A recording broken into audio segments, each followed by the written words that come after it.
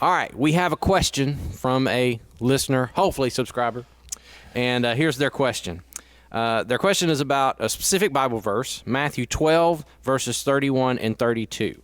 And I'm going to read those verses real quick, and then I'll ask the question that they ask us. Okay, this is Jesus speaking here, and he says, "So I tell you, every sin and blasphemy can be forgiven, except blasphemy against the Holy Spirit, which will never be forgiven. Anyone who speaks against the Son of Man can be forgiven, but anyone who speaks against the Holy Spirit will never be forgiven, either in this world or in the world to come." And so their question was probably pretty obvious. What does Jesus mean when he talks about blasphemy against the Holy Spirit, speaking against the Spirit, and why would that particular sin be one that is never forgiven? So you want to start on that? You want us to? And hey, why don't you do something for me, just so I make sure I'm right? Because are the verses right before that? Mm-hmm.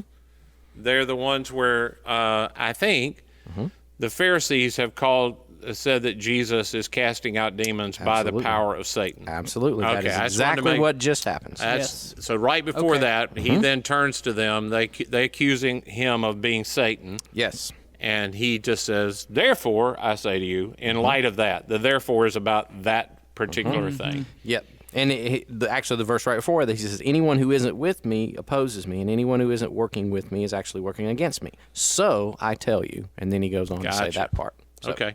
All right. I just wanted to make sure that I had the context clear in my mind. Yep. So you want to go? You want us to go? Doesn't matter. I don't care. Jump in. You already got your So, context. the way I normally think about this is the way it was originally explained to me years ago when I had that, and it makes sense to me in the context. These guys are clearly questioning that Jesus has anything to do with God, and of course, the primary place for our forgiveness of sins is Jesus. It's the only place. I mean, Jesus makes a way for us to be right with God. He at the cross. An event takes place that makes it right for a way for human beings to be made right with God.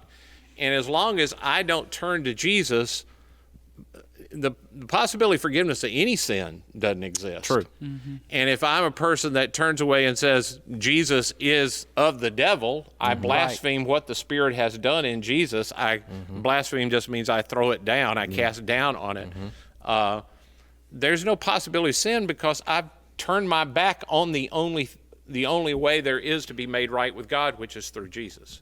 So that's the way it is. Yeah, the way it was explained to me is that this particular, it's tough because that phrase blasphemy against the Holy Spirit is not very easily understood by most people, me included. Right. It has to be kind of teased out and explained, and the way it was explained to me was that particular sin is a perpetual state of disbelief or discounting the finished work of Jesus.